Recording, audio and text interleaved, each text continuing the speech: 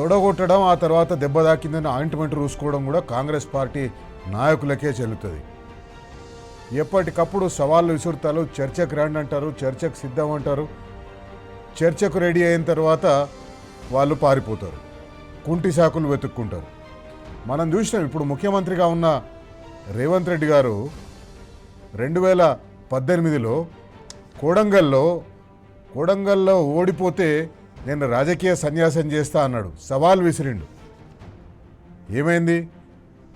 ఆ సవాల్ విసిరి కొడంగల్లో ఓడిపోయిండు. కొడంగల్లో ఓడిపోయిన తర్వాత మళ్ళీ 6 నెలలకే పార్లమెంట్ ఎలక్షన్లు వస్తే పోయి పార్లమెంట్ ఎలక్షన్లలో నిలబడ్డాడు. రాజకీయ సన్యాసం చేస్తా అన్నాయని అట్లా వారిపోయిండు. ఆ తర్వాత మున్సిపల్ ఎలక్షన్లు జరిగినాయి. మున్సిపల్ ఎలక్షన్లో హైదరాబాద్ జిహెచ్ఎంసీ కార్పొరేషన్లో బీఆర్ఎస్ పార్టీకి 100 సీట్లు వస్తే నేను రాజకీయ సన్యాసం చేస్తా అన్నాడు. అక్కడ బీఆర్ఎస్ పార్టీకి 99 సీట్లు వచ్చినాయి, కాంగ్రెస్ పార్టీకి 2 సీట్లు వచ్చినాయి. ఆ సవాల్ను కూడా విడిచిపెట్టి పారిపోయింది.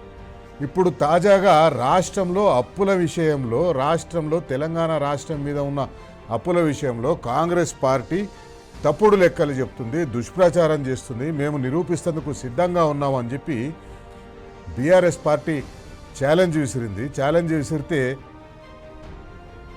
మంత్రివర్గంలో ఉన్న ఒక మంత్రి స్పందించిండు. ఆయన పేరు జూపల్లి కృష్ణారావు, పాలమూరు జిల్లా మంత్రి, కొల్లాపూర్ ఎమ్మెల్యే. ఆయన 8,10,10,000 కోట్ల రూపాయల అప్పు మొన్న మనం రైతు భరోసా కార్యక్రమం లాంచ్ చేస్తున్నప్పుడు ముఖ్యమంత్రి రేవంత్ రెడ్డి చెప్పిన విషయం మనం చూసినాం. ఈ రాష్ట్రంలో బీఆర్ఎస్ పార్టీ అధికారంలో ఉన్నప్పుడు 8,10,10,000 కోట్ల రూపాయల అప్పు చేసిపోయింది. ఆ అప్పులు కడతందుకే మా దగ్గర పైసలు సరిపోతలేవు, అందుకే మీకు ఈ పథకాలు ఆలస్యం అవుతుంది, అందుకే మీకు పథకాలు ఇవ్వలేకపోతున్నాం అని చెప్పే ప్రయత్నం చేసిండు ముఖ్యమంత్రి రేవంత్ రెడ్డి. కానీ ఆయన చేసిన ఆరోపణలు లేదా ఆయన మంత్రివర్గ సహచరులు, అదే వేదిక మీద ఉన్న వ్యవసాయ శాఖ మంత్రి చేసిన అప్పుల తప్పుడు లెక్కలు, అదే వేదిక మీద ఉన్న ఆర్థిక శాఖ మంత్రి, ఉప ముఖ్యమంత్రి చేసిన తప్పుడు అప్పుల లెక్కల ఆరోపణలు, ఇవన్నీ కూడా ఎక్స్పోజ్ చేసేందుకు బీఆర్ఎస్ పార్టీ సిద్ధమైపోయింది.